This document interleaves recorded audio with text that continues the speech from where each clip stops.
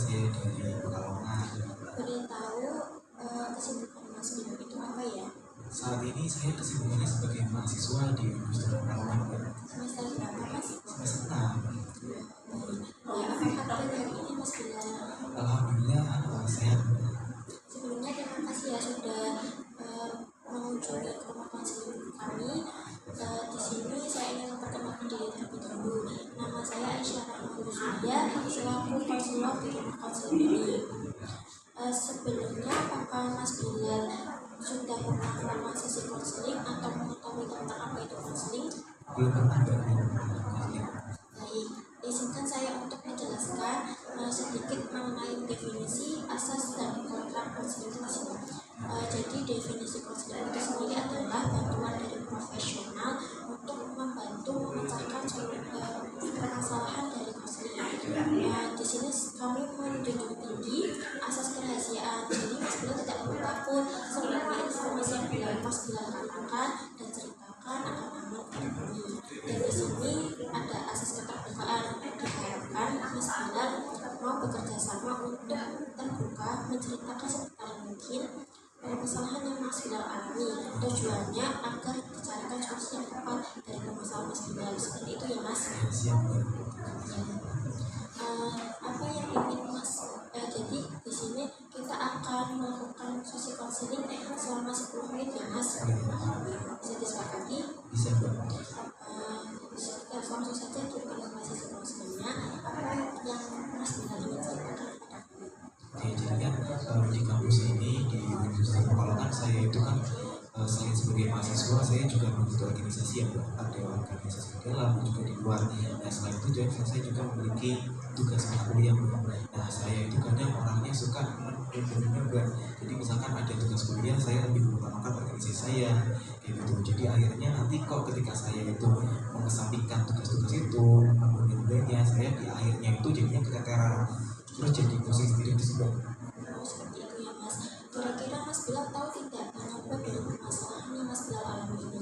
Saya itu kadang rasanya itu ketika habis melakukan organisasi terus ada tugas kan saya lebih memilih organisasi seringnya. Nah kadang itu saya males capek. Seperti itu ya Mas. Kira-kira apakah ada dampak yang cukup besar yang mengaruhi dari permasalahan Mas Bilal tadi? Gitu Mas Bilal. Ada ketika saya kok itu sering menunda tugas itu akhirnya saya di akhir itu pusing sendiri keteteran terus saya akhirnya ya bingung nih mau kerjain yang mana dulu gitu. Jadi Mas Bilal itu merasa pusing karena tugasnya keteteran dan merasa banyak acara yang berat seperti itu ya Mas ketika pekerjaan. Berarti intinya Mas Bilal itu kurang bisa memanage waktunya Mas Bilal sendiri ya Mas. Kira-kira menurut Mas Bilal pola hidup yang seperti itu bagus atau tidak? Enggak bagus. Lalu apa harapan Mas Bilal dari sisi konseling ini? Saya sih pinginnya nantinya ketika segala sesuatu yang saya lakukan entah itu tugas atau organisasi itu saya berdua jadi bisa saya lakukan keduanya dengan tanpa adanya mengganggu saya atau bikin saya pusing gitu. Sebelum saya tawarkan solusi, apakah Mas Bilal sudah pernah mencoba konsultasikan masalah ini ke pihak profesional yang lain? Apakah Mas Bilal sudah pernah mencoba cara untuk merubah pola hidup seperti ini? Kalau saya sih belum pernah. Kalau berubah saya yang pernah mencoba ingin dibagi tapi kadang ketika saya habis organisasian yaitu rasa malas itu muncul lagi capek jadi saya tunda lagi tugasnya seperti itu.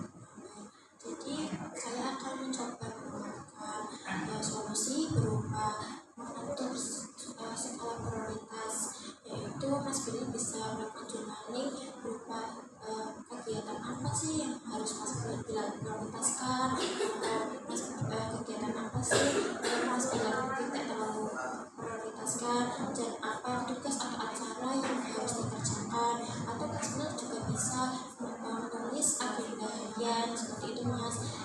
Bisa ditempelkan di tempat-tempat yang mungkin Mas Bilal biasa lihat di rumah Mas Bilal, atau bisa dijadikan wallpaper sebagai pengingat Mas Bilal seperti itu Mas.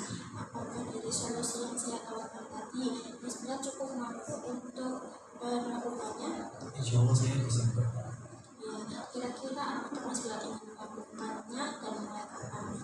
saya ingin melakukannya dan insya Allah saya lakukan mulai dari seminggu setelah pulang. uh, uh, Mas Bilal cukup hebat ya, sudah mau berusaha merubah hidup yang tidak baik ini.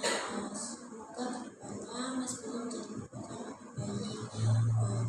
Jadi kesimpulan dari sesi podcast ini, Mas Bilal bercerita bahwasanya Mas Bilal itu merasa keteteran karena itu orangnya manajemen seperti itu ya Mas. Jadi solusinya tadi bisa Mas Bilal itu bisa menuliskan skala prioritas ataupun agenda harian seperti itu ya Mas.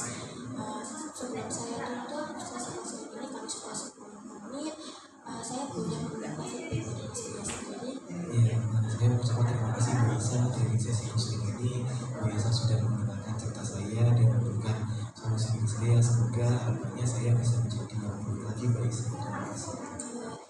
Mas sudah mempercayakan permasalahan Mas Bilal kepada kami. Ya, terima kasih Bu Isa. Saya isi pamit dulu. Ya, assalamualaikum.